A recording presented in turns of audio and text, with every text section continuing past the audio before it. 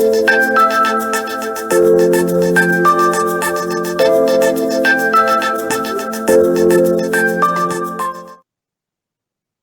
morning, everybody. Thanks very much for joining us. Really interesting topic today. So we're going to be looking specifically at the infrastructure side and digital infrastructure and data, and also looking at how that kind of links with both the city side and looking also at that connection between infrastructure and real estate in the real asset side. Super panel coming up. But first of all, we're just going to do a kind of brief introductory presentation from Caspar Preysing, who's a partner in the strategy side at PwC and focused on digital infrastructure advisory. For those who don't know me, my name's Richard Betts. I'm the publisher at Real Asset Media, and we run around 60, 70 of these events designed to kind of share insight, strategy, across the markets. And on your right-hand side, you'll be able to see both a Q&A comments area. You'll see I've already put one presentation in there, but feel free to put questions in there and in the Q&A. And the joy of this being live is that we'll be able to pick those up and answer them. But now over to you, Caspar. Just for your sort of introductory presentation. Thanks very much. Thanks, Richard, for the introduction. Hello, everybody. I'm Caspar Preysing. I'm a partner at PwC in Germany, focusing on digital infrastructure.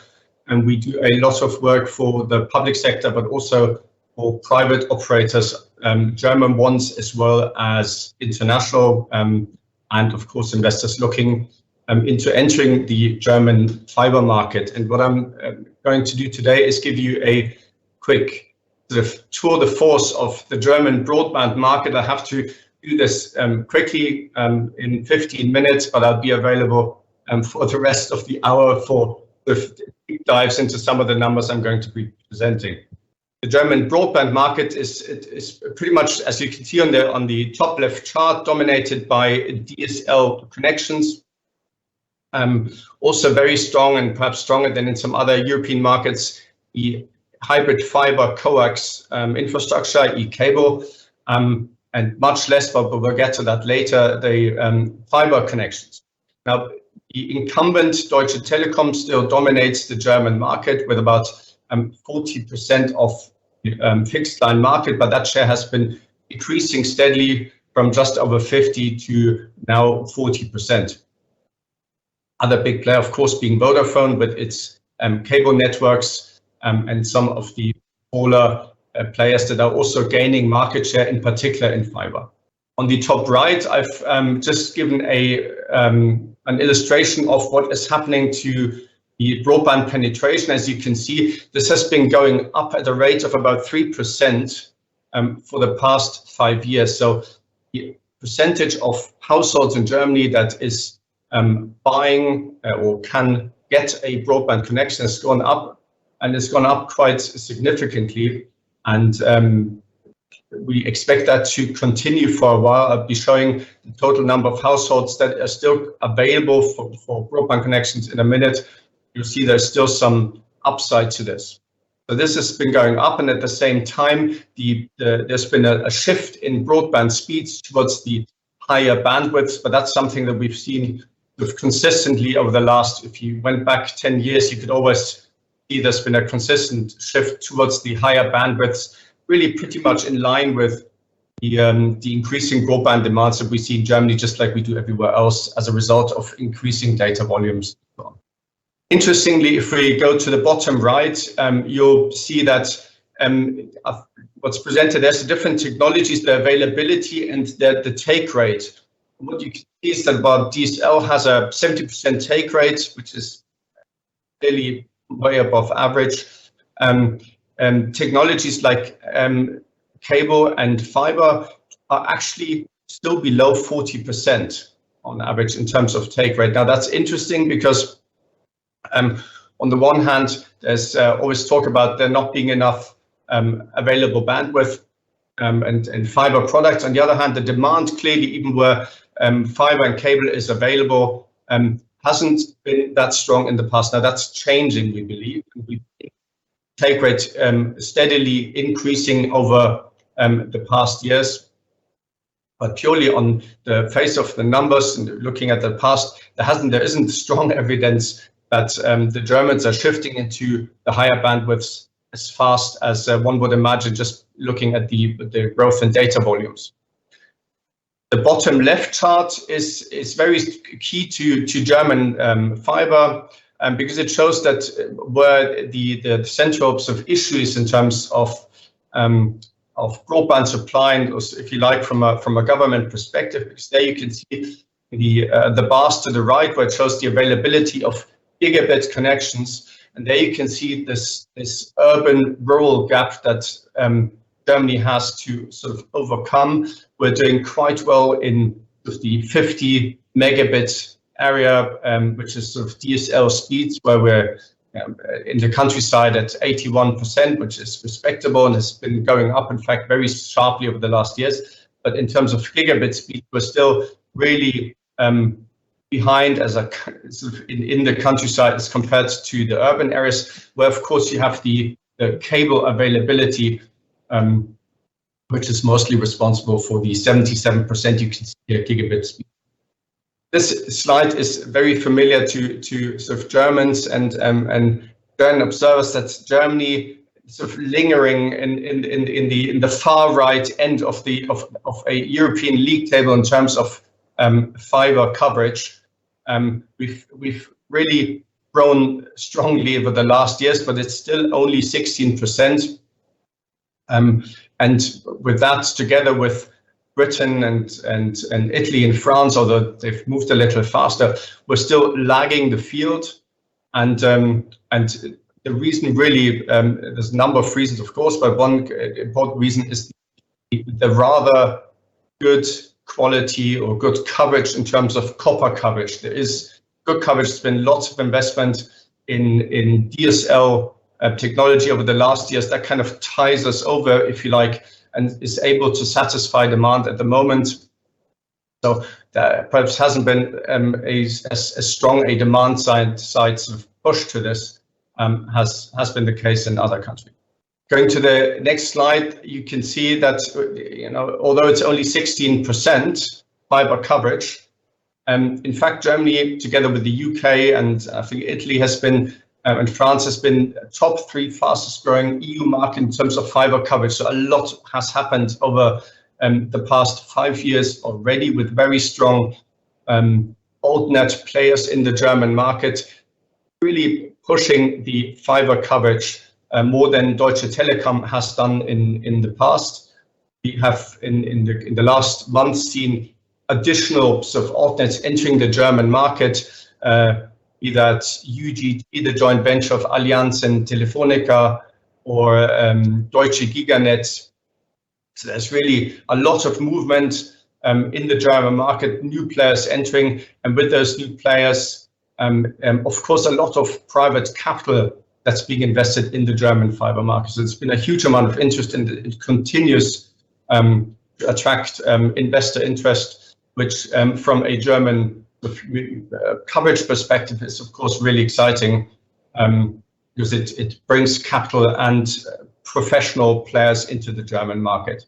Now, not only the new entrants have are promising to inject dynamic into the German market, it's also the incumbent Deutsche Telekom has in 2019 shifted from what was really a DSL focused strategy towards fiber. Now, this has already caused a jump up from about 1 million households built in the previous years per annum, roughly to 2 million in 2020. So we can see a marked uptick in terms of households built with fiber. And we would expect that to continue. If you read Deutsche Telekom's announcements, then they are intending to do a lot more than what they've done, and they want to achieve those increases in or their ramp up very quickly.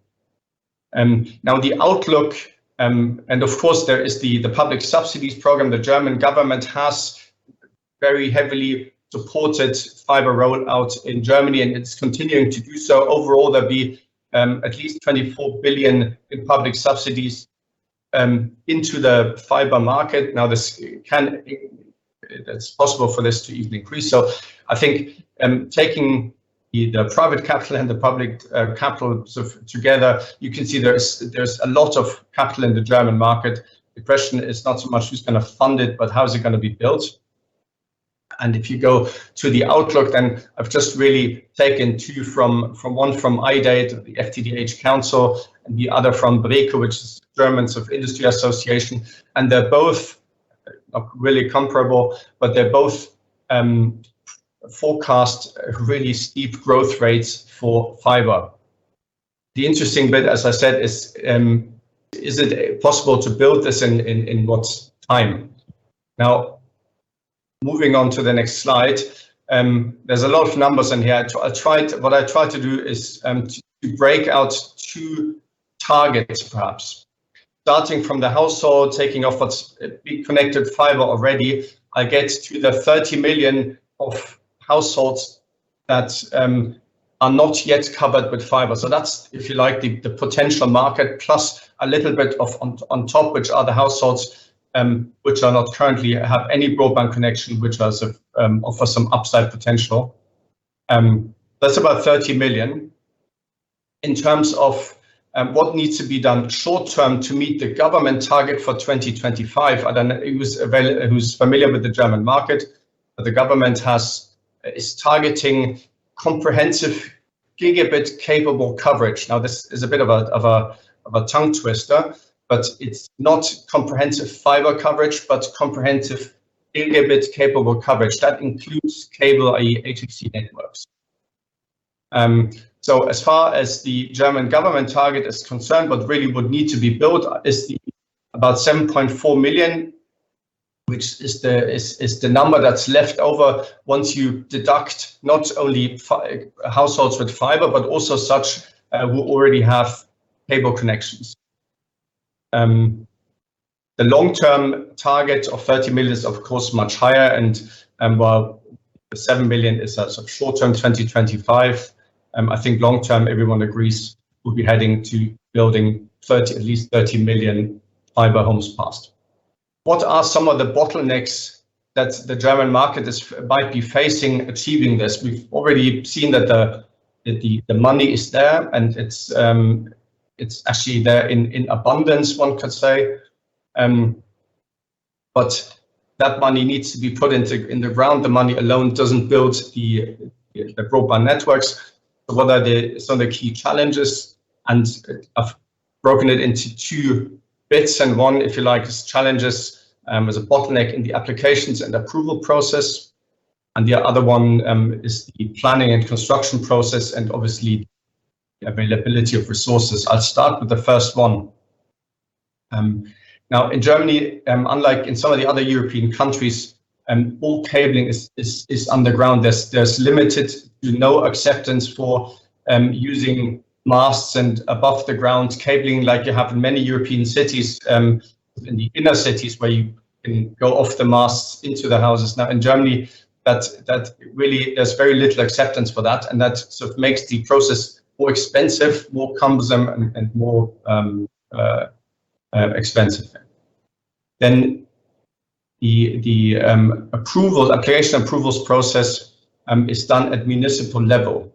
Now, the 11,000 municipalities in Germany who are having to deal with this are sort of reaching capacity limits in terms of dealing with these rather complex applications. So that is putting a brake, if you like, and slows down the process, makes it slower than it could be. The fact that most of these processes in Germany are still very much analog doesn't help. So there's a if you like a digitalization backlog in public administration still that is being addressed, but at the moment this is something that's hampering the fiber rollout. To make things more complicated for operators, there are regional differences in planning and planning regulations. So applying in Bavaria is not the same as applying for building approval in Schleswig-Holstein. Is different. There are different rules. And of course, there's the complex subsidy program.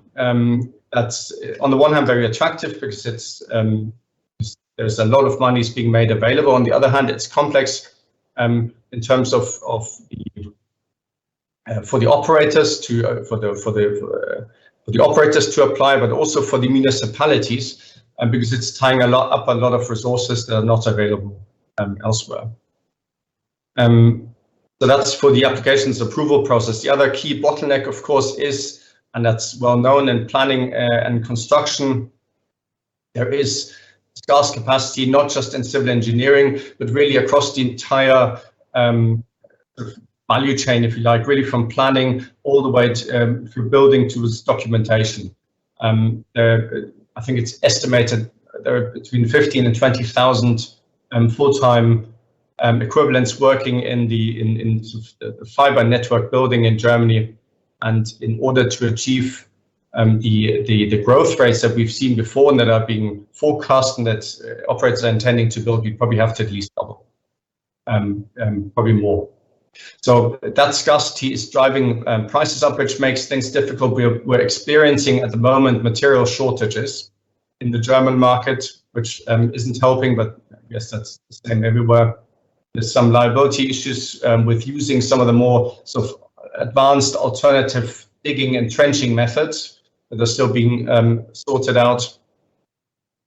And there is a tendency of sort of municipalities, and that's really for purely political reasons, to design subsidy project areas in a way that includes virtually every household in the subsidy, which in turn makes them potentially unattractive, because it includes a lot of very remote addresses which are expensive and in a way inefficient to connect, because they use up a lot of civil engineering resources for very little market share in return.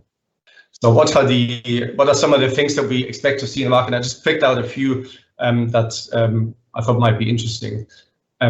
We would expect to see a stagnating take-up rate despite the increasing demand that I mentioned earlier, purely because with so many operators now in the market and looking to secure market share, we would expect some of them to skip the pre-marketing and demand aggregation phase where they collect signatures and contracts before they even start building a fiber network, in favor of just building and securing those contracts later. Either there'll be a lot more homes passed and not so many homes connected.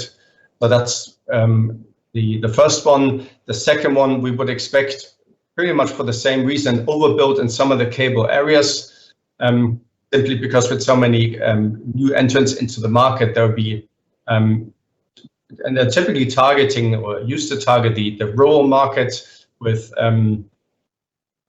the denser parts of the rural market, where you have very low available bandwidth, very little competition. So there's a high sort of demand, and it's relatively quick to build. Now, with more players cramming into that market, looking for that sweet spot, we think there'll be some spillover into currently cable serviced areas. Plus, of course, there's some highly attractive, really densely populated parts in some of the big metropolitan areas, which we believe will be targeted. There is an issue increasingly that we're seeing or hearing about, that the build quality is under pressure, certainly due to the material shortages. We're seeing that alternative suppliers have to be found, but also because there's simply a lot of pressure on the fiber build out. There's a lot of sort of new labor inflow into the German market. So in some cases, we believe there will be pressure on the quality standards, which in turn affects the sustainability of those networks, and is something that investors should look out for, depending on how long they're looking to hold the asset. And lastly, and I think this is very important also for some of the real estate investors, that there'll be increasingly a focus on in-house fiber, building out in-house fiber networks. And that's, for one, the German telecommunications regulation has opened up that market, broken the stranglehold of the cable companies on the large real estate. So that'll drive fiber penetration of those areas. But also, and we've seen this in other markets outside Europe, there has been an issue for operators as they build fiber and they're looking to achieve higher ARPUs and sell higher speed products. It's a hindrance if the in-house networks aren't up to scratch and can't deliver the speed that they deliver into the seller, actually into the flat. So therefore, in terms of customer experience and the ability to generate higher ARPUs, we believe increasingly there'll be a focus on building out the fiber in-house where there's currently copper or coax cable. Thank you, everyone. That's super. Thanks very much, Caspar. Really interesting also to see from the real estate perspective that change there happening in Germany. It'll be interesting to see how that works out in terms of the European markets. Really interesting panel. And if you want to download those slides, there's already a note in the chat, but actually on the files image there, you can download that presentation as a PDF. So super panel here. We have Thomas Veith, who's leader for real assets Germany for PwC, Jesse Freitag-Akselrod, who's managing director advisory and consulting for Green Street, and McLister, who's head of digital economy for Glasgow City Council, Kuutti Kilpeläinen, who's investment manager, digital infrastructure solutions for Finnfund. We have Tom Maher, who's head of business development for Whitehelm Capital, who of course were recently joined with Patrizia, so really interesting from that point of view as well. And of course, we have Caspar. But let's start just with some brief introductions. Maybe starting with you, Thomas, just a brief introduction of yourself and your kind of area. Yeah, thanks, Richard. So good morning from my side. Yeah, I'm Thomas. I'm partner located here in Frankfurt, leading the real asset industry in Germany, and also learning a lot on the crossovers as I'm from my DNA a real estate person, but learning a lot from the crossovers around data center, around telecom towers, energy infrastructure. And I'm working a long time for PwC. We have a team of 450 people focusing on advising or supporting our clients on deals, on digitization projects, of course, including our audit and tax colleagues. That's great. Thanks very much. Over to you, Jesse, for a brief introduction. Thank you, Richard, and thank you for having me. Ladies and gentlemen, my name is Jesse Freitag-Akselrod. I lead Green Street's European advisory efforts. We're known as a research house the world over, and typically as the REIT guys. My team is a little bit separate from that. What we often do is get involved in niche, in nascent sector analysis, and that's, of course, quite prevalent in Europe. In the United States, we've, of course, had coverage of cell towers or data centers for many, many moons. In Europe, we often get called in to do original analysis. And what do? Transaction support, sector due diligence analysis, where we support large-scale transactions, IPOs, asset sales, and other internal analyses. Thank you. Great, thanks very much, Jesse. And it'd be really interesting to get that sense of what's been happening in the US and some of how that might relate to Europe as well. Kuutti, coming to you.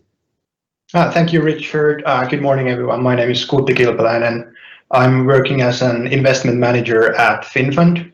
Finnfund is a Finnish government-owned development finance institution with 40 years of experience in impact investing. I work in a team that is called Digital Infrastructure and Solutions. So basically, we invest in profitable and high-impact businesses within the emerging market and frontier market digital value chain. So anything from rural connectivity, access to data, all the way to digital solutions that increase productivity and improve access to products and services like fintechs, e-commerce, e-logistics. Basically investing across all asset classes from common equity to senior debt. We are professional investors. We expect our projects to be profitable. Our risk appetite is quite high given the markets we operate in, but the returns need to reflect the risk that we are taking. However, equally as important as the profits, we are obviously looking in the development impacts we are able to create through our investments. Very excited to be part of the panel today. Great, thanks. It may be useful just for those who may not know Finnfund, just to highlight the areas where you are kind of mostly investing, Kuutti. Yeah, so as a Finnfund, as an organization, we have a lot of experience in agriculture, in forestry, but the digital infrastructure part where I'm focused is really on towers, on data centers, the basic backbone of the digital infrastructure, but also, as mentioned, the more solution side that the infrastructure enables. Super, thanks very much. Anne, brief introduction from you, please. Hello, thanks, Richard. My name is Anne McLister. I work for Glasgow City Council, which is is probably the biggest of the 32 local authorities. So Caspar, not quite as many municipalities as Germany, but there are 32 local authorities in Scotland alone. And under digital economy, I have responsibility for attracting infrastructure investment and digital infrastructure investment into Glasgow as one of the many responsibilities I have. And actually, it resonates very much with many of the points that you made in your presentation, and particularly the one around availability and uptake, which I call affordability, and how attracting digital infrastructure can drive affordability, because even having availability doesn't always mean that a household can take that service, not because of demand, but because of a number of reasons. So looking forward to the session. That's great. Thanks very much, Anne. I'm really looking forward to get that to get the perspective of a city on this as well. Over to you, Tom. Thanks. Thanks very much, Richard. It's a pleasure to be here. Tom Maher. I'm head of business development at Whitehelm Capital. Until Monday this week, we were a boutique infrastructure fund manager, 3.2 billion in funds under management, and a 23-year track record. Recently, we've been focused very much on digital infrastructure and smart cities. So we raised 750 million from APG for what I believe is possibly the first or one of the first smart city focused infrastructure funds. In addition to that 750 million, we've now done a 500 million joint venture with APG and a group called Sci-Fi Networks to roll out fiber networks in the US. So digital infrastructure has been a key part of our area of focus for a number of years now. And then on a corporate level, as Richard alluded to, on Monday this week, we announced a merger with Patrizia, the German real estate manager. That will see Whitehelm become the infrastructure operations and the infrastructure platform for Patrizia as a much broader real assets program. So a pleasure to be here. Great, thanks very much, Tom. And last to you, Caspar, just a brief introduction of yourself, because you very generously didn't do that during the presentation. So just a quick presentation of yourself. Thanks, Richard. Yeah, I'm based in the Munich office in Germany, and in a team that's focusing on digital infrastructure, and I've done that for the last 10 years. We are very much focusing public sector and private sector.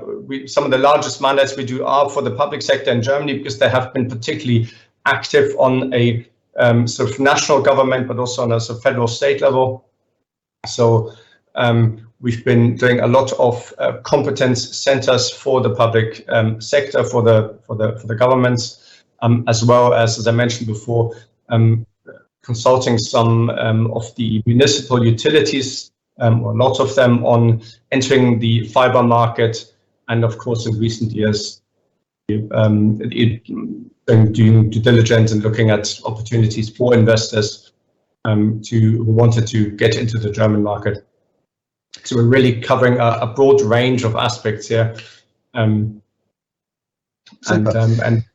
believe that just because the smart city has just been dropped earlier, we believe that's a really interesting future aspect that everyone's at the moment trying to get to grips with, and how that's going to play out. And I'm excited to hear more about that one.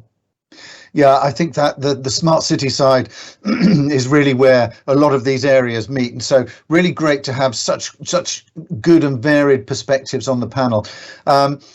just a reminder that if you've got any questions, please do ask those and we'll make sure we come to them. I just wanted to pick up, maybe just initially, I mean, there's been obviously over, significant investments are being made or planned in infrastructure, not least as a way to kind of build back better, as they would say in the UK, but that's a common theme after the global pandemic. But I'd be interested just to see if you feel there have been major changes or shifts in terms of the key trends. Let's start with you, Kuutti, if we can, just in terms of your perspective on, I guess, the last kind of 18 months and any shifts that you've seen in some of those key areas. Yeah, thank you, Richard. Well, obviously, the COVID-19 pandemic has demonstrated that the internet access is vital for access to jobs, to education, ensuring freedom of expression and access to information. And the basic infrastructure is what drives this access, and it's becoming even more important in emerging markets and frontier markets where Finnfund operates. A lot of investments are still needed to enable access to basic mobile services and more affordable, higher speed internet. For example, less than 50% of people have mobile or internet connection in sub-Saharan Africa and less than 60% in Asia Pacific, so in some parts of Asia Pacific. So the opportunity is huge, and the COVID has acted as a major wake-up call and showcased the importance of connectivity. So the focus is clearly now on connecting the unconnected and solving the bottlenecks in basic infrastructure, especially if we look at the emerging market space. Yeah, no, that's great. And Tom, just coming to you, obviously looking at the more sort of European aspects of that. I mean, feel free to bring in any of the experience from Asia and also the US. But I suppose, what are the key changes that you've seen? Yeah, I think, look, from both an investment and an investor perspective, it was a busy sector before the pandemic, and that has ratcheted up very significantly. I deal a lot with our investor base, and I think I've been really impressed with how quickly that interest has expanded, but also expanded very intelligently. So the investors we're dealing with are very switched on about what they're looking for in digital investment. They ask very, very good questions, discussions around take-up rates, discussions around ARPUs, discussions around penetration, overbuild, why, how, when, where. These are questions that I think 2 years ago you wouldn't have been facing from many of our investors. Where now that level and that detail of questioning and the engagement you've got is really sort of first rate. The other point, and Kuutti's comments ring true to me, but also in developed markets, and I think Anne mentioned it, sort of, or alluded to it in her opening comments, we're seeing a lot of pressure to make sure that penetration is deep and reaches everyone, so that digital divide is getting lessened and lessened. And so for us, there is a really important social element to the investments that we're doing, and making sure that we are providing sensibly priced, accessible fibre to all parts of society. No, I think that's good. It'd be interesting just to come to you, Anne, on that. Has the perspective changed in terms of the cities? I mean, obviously there was a drive in the city anyway. I'm guessing in terms of that digital infrastructure side, but has that been accelerated or influenced, I suppose, by the last 18 months? I think that expression of digital exclusion has been highlighted and exacerbated, I guess. Every government has thrown a lot of money over the last 18 months at trying to help people get online. And there's a lot of money for equipment, training and connectivity. I guess my biggest concern about that is it's to go into public sector speak. A lot of it's capital funded, which means it's a moment in time. It's not a continuous service. So what happens when the money runs out? And just to go back on Tom's point, which is really where I would see our focus, and you say overbuild, I say competition, because it helps drive I guess it helps drive the affordability argument, because people are more prepared to almost cross-subsidise, and I know that's a clumsy term for it, but almost cross-subsidise. There are very lucrative demand clusters, and then there are less lucrative. And if the average is acceptable, then that's a good investment. I guess, my argument about connectivity is always connectivity will never solve digital inclusion, because it needs skills, interest, etc. But you will never solve digital inclusion without it. So it is a foundation that we work very hard on, and Glasgow has very much switched its viewpoint on that in the last 18 months. And Caspar highlighted bottlenecks, and we know that we can't bring money to the party. We're a public sector, we're penniless. Thank you for all your money, guys, and all your investment, but we are penniless.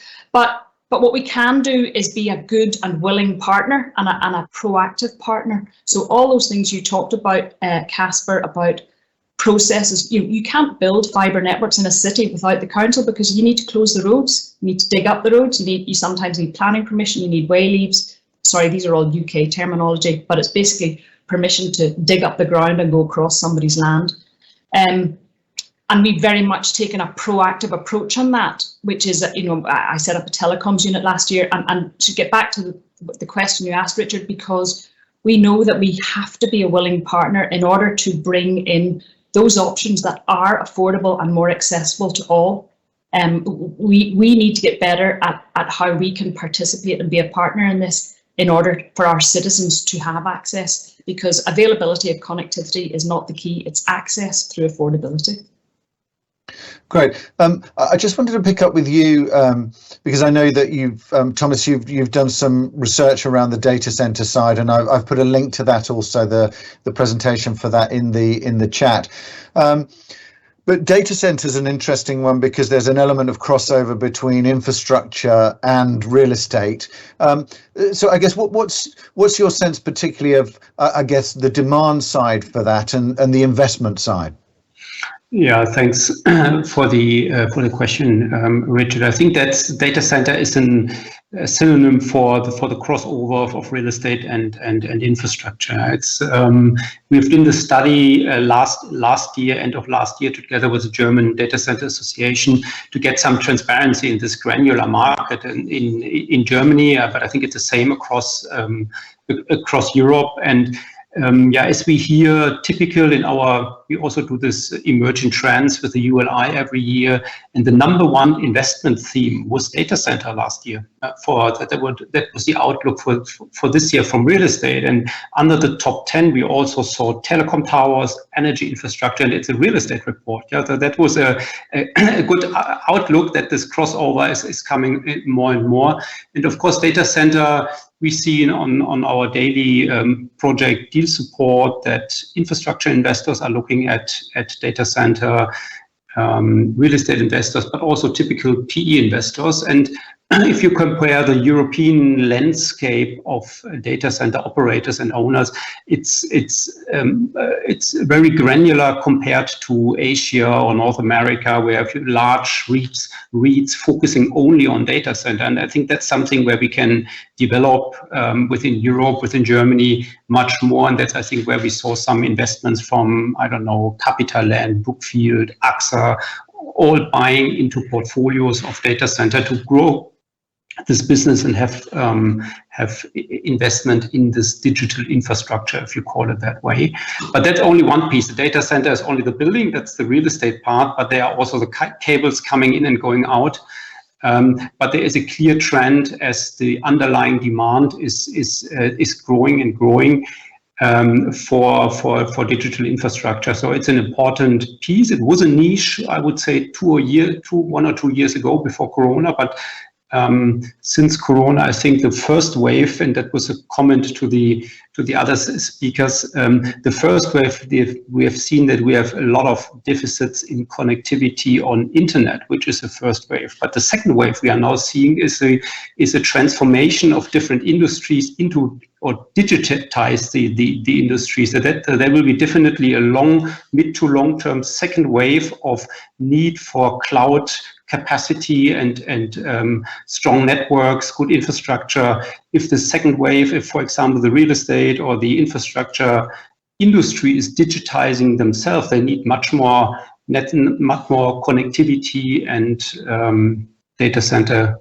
capacity. Great, really interesting that crossover side. Jesse, I just wanted to come to you. I mean, you know, from Green Street's kind of real estate perspective, maybe you can pick up a little bit on the role of digital infrastructure sectors, you know, like data centers, mobile phone towers, within that broader real estate universe. I mean, it'd be interesting to see, you know, are these mentioned there by Thomas in terms of the PwC report there, the ULI one, but are these sectors widely acceptable, you know, accepted as investable by institutional real estate investors, or more purely for infrastructure funds? What's your sense of that? Yeah, thank you. So I think the answer is yes in the United States. So both mobile phone towers, cell towers, and data centers are accepted real estate classes. And if you look at, let's say, the REIT universe, some of the largest companies are mobile phone tower companies. They're these behemoths. But if you rewind maybe 10, 12 years, it was not as such. It was a really sort of hotly contested new admission to the real estate universe. And you got a lot of pushback from dedicated pure play REIT funds who'd say, you know, keep that out of my index. That's infrastructure. It's not real estate. And they managed to keep at least towers out of the real estate index. But it's interesting that even those houses 10 years later have, by and large, invested in you know, the Crown Castles, the AMTs, the SBAs of the world in their REIT portfolios. Maybe it's an out of index investment. But 10 to 12 years later, those that bucket of REITs has outperformed. So it is an accepted, well-established real estate asset class. Data centers, absolutely. Also, coming over to Europe, I would say yes and no. So towers, not yet. It's sort of a niche sector, and you get an interesting response because, you know, we'll approach our clients and we'll say, hey, yeah, you know, we think mobile phone towers is a really great thing to look at. You know, are you interested in exploring that? And they'll say, oh, that's really interesting. Can you talk to me about data centers? And maybe go talk to the guy down the hall who's our infrastructure specialist, which I find interesting because in the United States, that same pushback left a lot of money on the table for folks who didn't end up investing in mobile phone towers in the first instance. And by the way, that is not an argument that's specific to, or a problem, an occurrence that's specific to digital real estate. That's a problem that we've had for manufactured homes, that we've had for other you know, self-storage, other niche real estate asset classes that people are unfamiliar with, maybe a little cautious about, end up outperforming and having really, really strong supply-demand fundamentals. And it's for the sort of unfamiliarity that people don't end up investing. But I see that trend in Europe slowly changing. For example, there's a company called Cellnex, who until recently was the only game in town. With the Telxius acquisition by AMT, I think you know, the investment proposition for European mobile phone towers is now becoming more evident. Okay, that's interesting. Tom, are you seeing that also from your perspective? Obviously, there you're looking at the capital raising side and the investor intentions from institutional investors. I suppose, are you seeing, firstly, a change between the types of investors who are beginning to look at this area, but also an increase in that focus from what would have been real estate investors? Yes and no, I would say. For me, the bigger trend, actually, if you take a step back, is the technology evolution and the life cycle. And so smart cities, I think, is a really good example of this, where people actually saw it as a niche nearly venture capital type investment. What is this technology? How is it going to be utilized?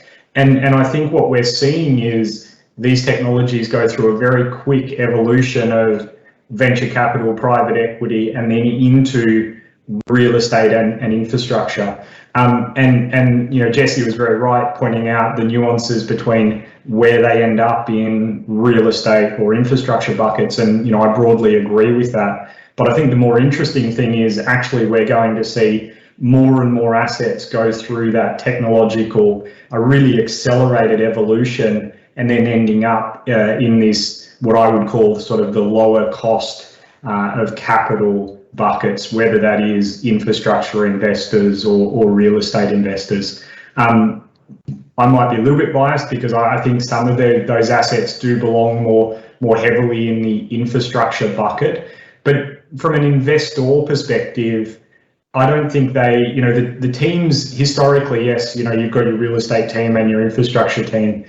Fundamentally, though, either team can look at these assets and say, what do the cash flows look like? How robust are they? How resilient are they? What are the risks? What's the take-up rate? What's the ARPU assumptions?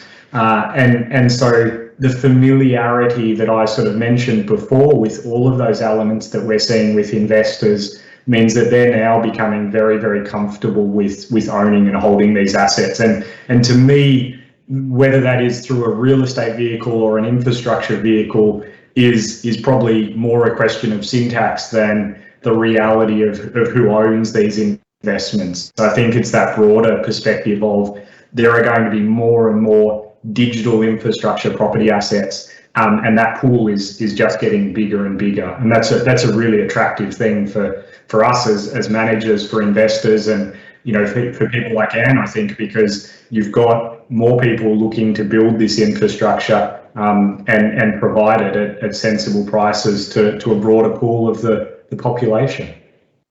Yeah, no, that's great. And maybe just coming back to you, but I want to come to the very much that impact and ESG side in a second.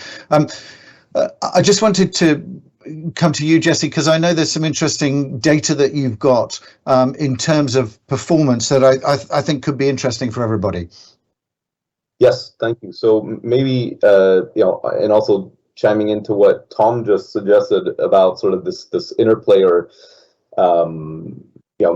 maybe a sort of where does it belong? Does it belong in an infrastructure bucket, or does it belong in a real estate bucket? And it's interesting, if that to me is the worst reason not to invest in it. If it's sort of an academic fight, if you have a house who's got both capabilities, and it sort of gets lost in translation because the infrastructure guy doesn't want it for valuation and the real estate guy doesn't recognize it as real estate.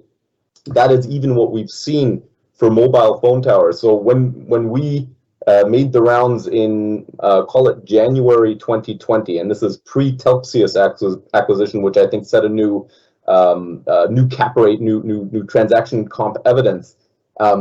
We said, hey, to our real estate partners, we said, have you seen the returns that you can achieve from a real estate perspective? And how do we define returns? It's quite simple: an ingoing yield, or EBITDA multiple flipped, if you want, and add growth onto it. That's it. The long-term growth of these things is phenomenal. The capex that you have to invest in mobile phone towers is minimal, and the ingoing yield at the acquisition multiples that, say, a Cellnex was paying at the beginning of 2020 made a best-in-class return. May I ask, Pavel, is my thank you. So this diagram here is how Green Street roughly looks at the world. It's a ranking of cross real estate sector investment returns. And if you're at the top, that's an attractive sector. If you're at the bottom, it's an unattractive sector. And as I mentioned, this is a very simple build-up. It's an ingoing yield, an investment cap rate plus long-term growth, and net off capex. And we compare that also on a government bond basis. So it's the spread of that IRR over the local government bond. So again, going back to maybe January 2020, where would a European towers return have been, way in first position, 200 basis points above the next best sector. I think post Telxius acquisition, you've shaved 200-300 basis points off that ingoing yield, 14 to 16 times EBITDA multiples pre, around 26 times EBITDA post. Even still, I think you would still rank here-ish, sort of second rank. So even after, let's say that the news is out, I think from a real estate perspective, it's a very, very attractive sector. And so it's interesting sometimes when we've spoken to our infrastructure colleagues who said, "Oh, I can't touch towers; they're way too expensive." So it's an interesting interplay between these two asset classes. And speaking maybe to Tom's point, who is the lowest cost of capital? It's not necessarily always real estate, but I think in this case it would be, and I think it's a market education point that becomes important. But looking maybe at our return matrix in a little more detail, we have U.S. towers sort of in the middle, and that's a relatively low ingoing yield at this point. They're about really high long-term growth and minimal capex, and data centers not that great. So towards the bottom, higher ingoing yield, but pretty low long-term growth, and that I think is a function in many cases of very powerful tenants and a very competitive hyperscale environment. And this return is more of a hyperscale return than it is a network dense return. And I think that's also probably the most interesting thing to discuss, because who can get their hands on network dense data centers? It's not really a big enough asset class, I think, to talk about. That said, if you look at data centers, I think the development returns that we're seeing are really, really good. And I think that, if you are blessed with a nice land bank, your returns, I think, are well north of what we have here on the page. I think in Europe, these are U.S. returns. I mentioned where I think the European towers return would be. If you looked at a UK regional hyperscale data centers return, I think it would be, maybe here, right around where office is. But again, if you have a good land bank and development opportunities, I think that return would be well north of that. Interesting to see that comparison between towers and data centers in terms of the valuation side, certainly. I wanted to, there's a limited amount of time left, unfortunately, that we certainly need to do another event on this. But I just wanted to pick up with I guess let's pick up with you, Kuutti, just in terms of the social impact side that you mentioned, particularly ESG, those kinds of things. I guess where does infrastructure, and particularly this digital infrastructure, sit within that?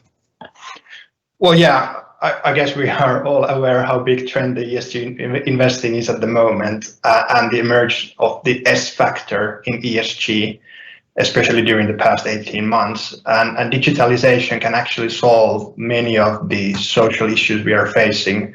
So digital infra is a sector with very clear impact benefits, whether it be more affordable and higher speed internet connection, which improves productivity, or the digital solutions that improve access to products and services. And perhaps the topic that is very important for Finnfund at the moment is the gender equality. And that is a big focus area for many other impact investors at the moment as well, thanks to the 2X challenge. So enhancing the infrastructure and increasing the internet penetration, but also promotes the gender equality. And digital technology presents a great opportunity to narrow the gender gaps by enhancing access to information, to welfare services, as well as financial services. So obviously, the S factor, or the S in ESG, can be tackled with the digital infrastructure, and digital infrastructure clearly has tangible impact benefits when it comes to ESG. No, that's really interesting, and that gender equality side is something I hadn't heard before. So that's very interesting. Caspar, just coming to you from we've heard a little bit from Anne there in terms of the importance of that kind of social impact side and the availability of it at an affordable level. Is that true also in your experience of the rollout in Germany and the view of the cities there? Yes, I can. Everything that has been said earlier, I believe very much in Germany as well. There's been, and the affordability issue is one that's very important on a municipality level when they select the operator to sort of realize the subsidized project. And that's usually one of the criteria is end customer pricing, and municipalities will typically have a view on the affordability. Having said that, the focus, I would say, in Germany really is on availability, making fiber available to as many citizens as possible, and I think trusting that the pricing will be sorted out later, with there being sort of affordable products available across the range and for sort of lower income households. Okay, great. And from your point of view, I guess how big a driver is that in the overall kind of view? Because obviously Glasgow hosts of COP26 in about a month's time. How important is I suppose this digital infrastructure side as part of that overall ESG sustainability side for the city as well? I mean, you know, everybody's talking about the green agenda and the net zero agenda and striving towards sustainability and net zero. Most of that is enabled with technology. So it's absolutely fundamental to achieving those aims. And we are very, very focused on making sure that we have fit for purpose connectivity and pervasive connectivity. And I think one of the interesting things that is driving affordability is, I think it was Tom mentioned it or Caspar, was the altnets and not the usual suspects. We have our own usual suspects in the UK, Caspar, but we have a growing number of altnets who are very much driving those full fibre figures in the UK.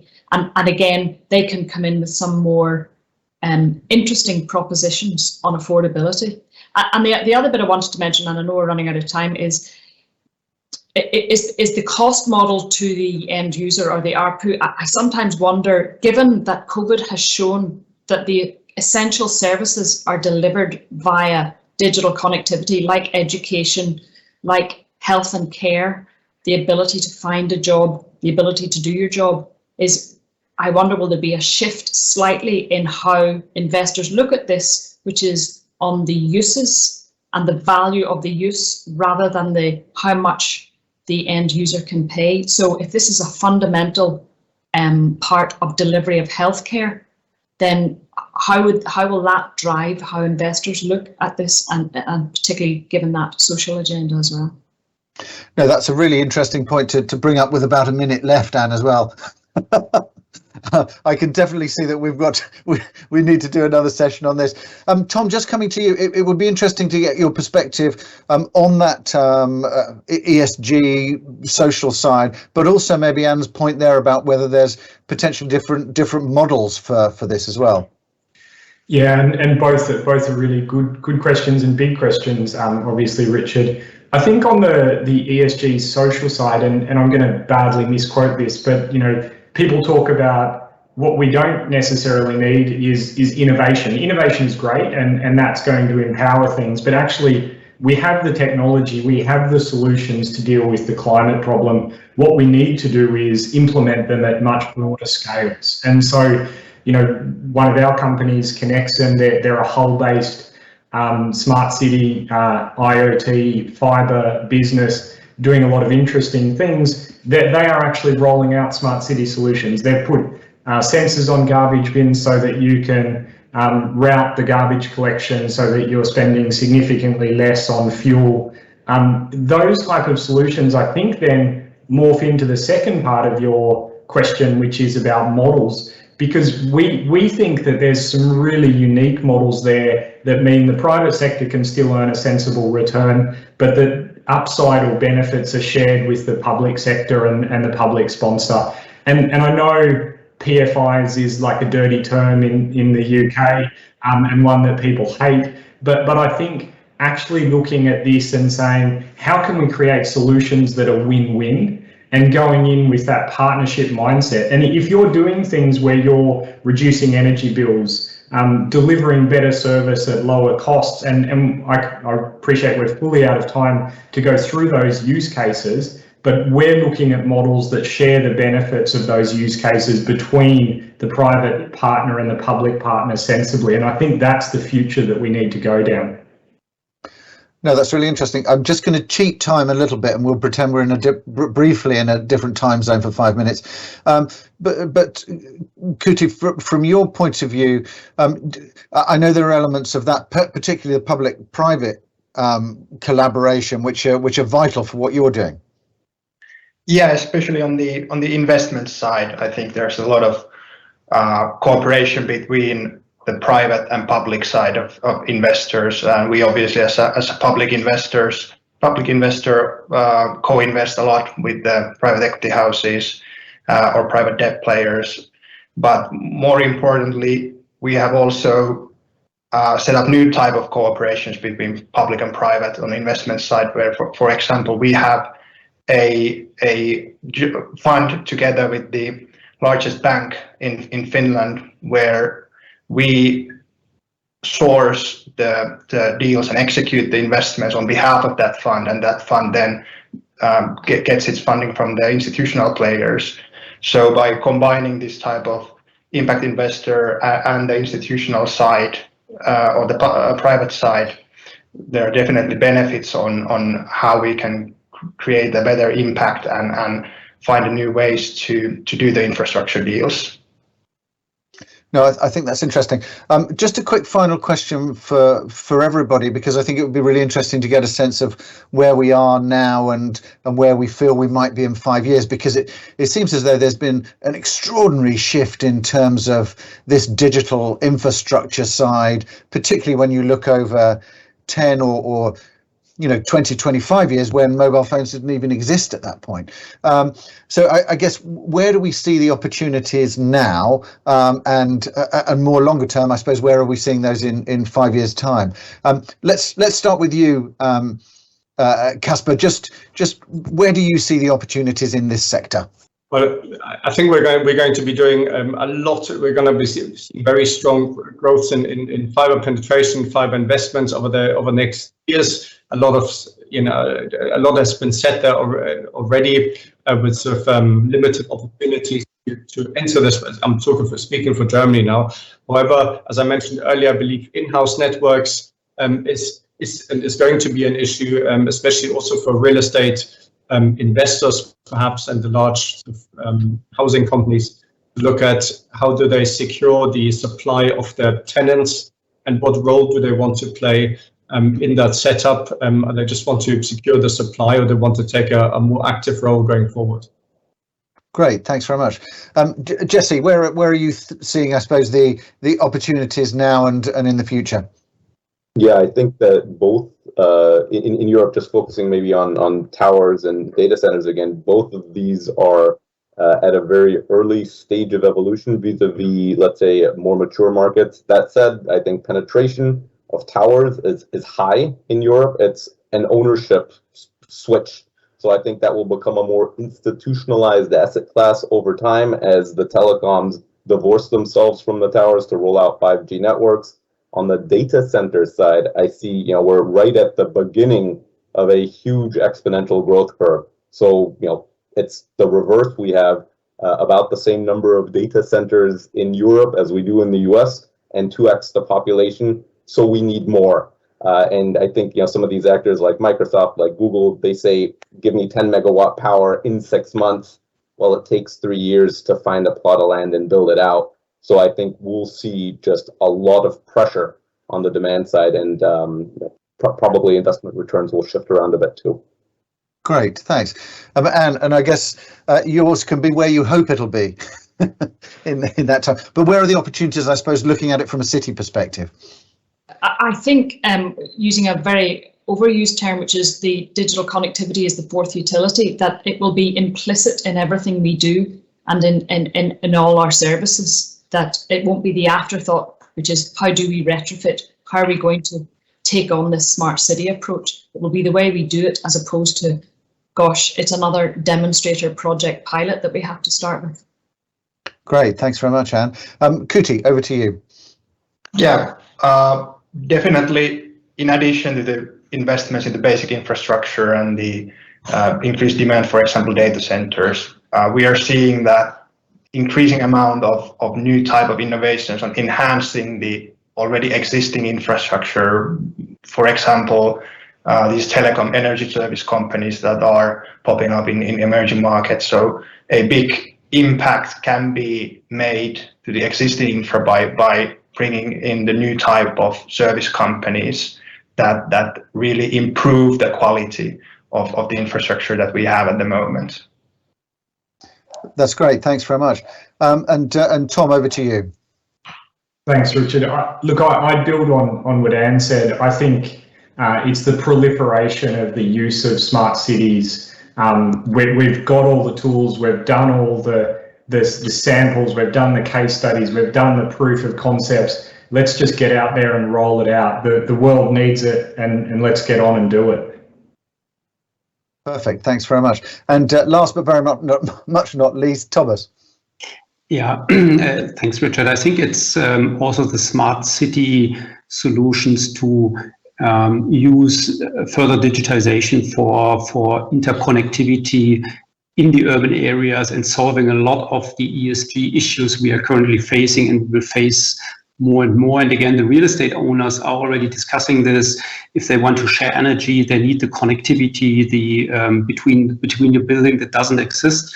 So I think that's the big topic that pays also to the E, the S, and the G agenda. And last but not least, a big thanks to Anne and the city of Glasgow for hosting COP26. I think that will be an important step, as we have a sentiment currently in the market I've never seen in the last 4 cycles, real estate cycles. And I think it will be a significant push, which is great and good. And my 3 kids will love it if we have an impact here. Perfect. Thanks very much, Thomas. Really interesting discussion. Thanks very much to everybody for joining. Really great to get your perspectives. Thank you to everybody who's attended. You can connect with one another. Do feel free to connect with the speakers and myself on LinkedIn as well if you want to know more about any of these issues. We will certainly do another session on this. I'm very keen to do one on smart cities especially, and pick up on a lot of those that agenda. For those who'll be at Expo Real, we'll be running a number of sessions focused around the real estate side, but also we'll be looking at data centers and some of the digital side from a real estate perspective, but also very much looking at impact, ESG, lowering carbon as well. So a lot of those areas will be tackled. Thanks very much for joining us. This will be available on demand, so do feel free to share with colleagues, because the whole event will be available on demand. And if you're watching it on demand, thanks very much for joining us. Thank you very much, everybody.